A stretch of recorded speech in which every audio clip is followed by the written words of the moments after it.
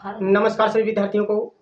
आज मैं आपके लिए जो सवाल लेके आया हूँ वो 2026 हाल फिलहाल में जो एनटीपीसी का पेपर हुआ था उसमें ये सवाल आपसे पूछा गया था। ये आपका सवाल नहीं है, ये आपका एक सूत्र है। अगर वो सूत्र आपको पता है तो इस सवाल को आप मात्र 25 से 30 सेकंड के अंदर लगा सकते हैं। इस सवाल के अंदर एग्जामिनर ने आप बच्चों के साथ खेला भी खेला। वो क्या खेला है, बने रहिएगा वीडियो में।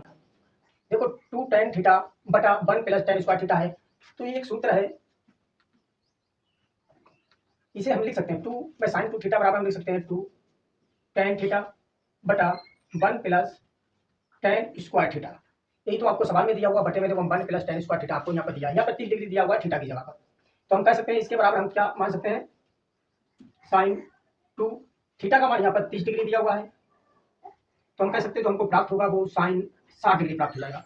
अब आपको ऑप्शन यहाँ पर 60 डिग्री नहीं मिलेगा, sin 60 डिग्री नहीं मिलने वाला है। cos 60 में तो दिया हुआ है मगर आपको sin 60 में नहीं दिया हुआ है। यहीं पर आप उसके साथ एग्जामिनर ने खेला खेला था, बच्चों ने यहीं तक तो लगाया था, आगे वो फंसे थे, बस उन्होंने जो उत्तर दिया था वो सीधे दिया होगा और वो उत्तर आपका गलत है। दोस्तों यहीं तक आपको बढ़िया तरीके से समझ में आया होगा। वीडियो को लाइक और चैनल को जरूर सब्सक्राइब कर लें, क्योंकि इस प्रकार के मैं आपके लिए वीडियो लाता रहता हूँ। अगर आपको बढ़िया तरीके से समझ में आएगा, इसे हम एक प्रकार से और लिख सकते हैं sin 60 को।